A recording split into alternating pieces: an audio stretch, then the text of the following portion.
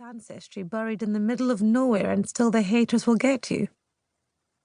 After the initial anger, further doubts surfaced and were posted. Why didn't she wear hijab? Why wasn't she in touch with other Muslims? Sounds like an eccentric imperialist, no offence. Then women started dropping out of the trip. Because their friends were dropping out or because their husbands discouraged them.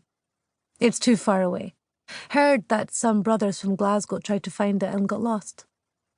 Apathy crept in too. Khalas, we know about her from what you said. We read the links you sent, no need to visit. Even Salma's daughters refused to go because no one their age was going. And so it now whittled down to the three of them.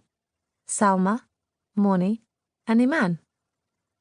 Salma's refusal to abandon her much diminished trip stemmed from her insistence not to be stopped or cowed by the Arabic-speaking Muslim women's group, and her assumption that a true leader forged ahead without need of followers. She was, though, grateful for the company of the other two, and adjusted the journey with them in mind. Instead of an overnight visit to Lady Evelyn's grave, they would stay a week at the Loch, a resort on the grounds of a converted monastery, then make their leisurely way to visit the grave. "Why so long?"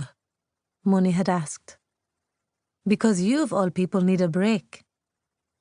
Moni didn't think she needed a break, but she did feel beholden to Salma for all her help with Adam's condition, and when the other women in the group had started pulling out of the trip, she had decided to express solidarity with her friend. It surprised Salma that, out of all the women in the group, Moni was the one who ended up coming. They were not particularly close. As for Iman, she went everywhere with Salma, sitting next to her in the front seat. If you wanted to be mean, you would say that Iman was Salma's sidekick. If you wanted to be nice, you would say she was like a devoted, much younger sister. Iman was beautiful. Old-fashioned eyes and sulky lips, the dip of her head and husky voice. Even with her hijab, men smelt her from afar, looked longer at her, exerted themselves to make her smile. She was in her 20s, but on her third marriage, once widowed and once divorced. When Moni had first met Iman at Salma's house, she was kept amused listening to Iman's tales of prospective suitors. She seemed to have an unlimited supply of both tales and suitors. Yet she narrated her stories in a flat voice, as if it was boring, after all, to be stunning. Moni would never know. She had, at certain times of her life, with the help of expensive attention and good taste, pulled off looking attractive. Her wedding photos, professional and stylish, were widely admired. These days she looked nothing like she had done at her wedding.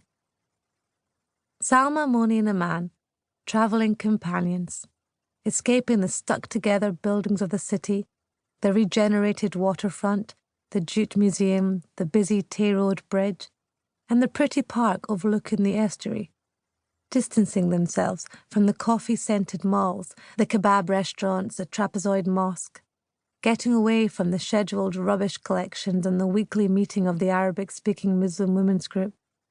The three of them moving together and alone.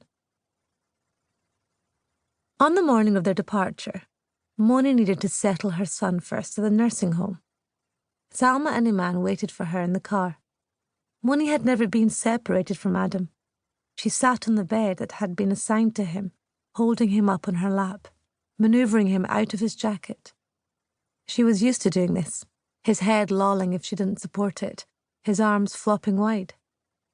5-year-olds, his age, would be tying up their own shoelaces, but Adam had severe cerebral palsy. Looking around her, Moni approved of the small ward, its cleanliness and order, and she had been given a tour of the dining room, the recreation room full of toys and a television, the garden for regular fresh air. "It's Adam's first time with us, right?" the nurse had asked her. Moni liked the direct use of his name, the dignity of it. Moni had often been encouraged to take a respite, and Adam's health visitor outlined the length of time and kind of relief that the services offered for carers of profoundly disabled children. But it had taken Salma's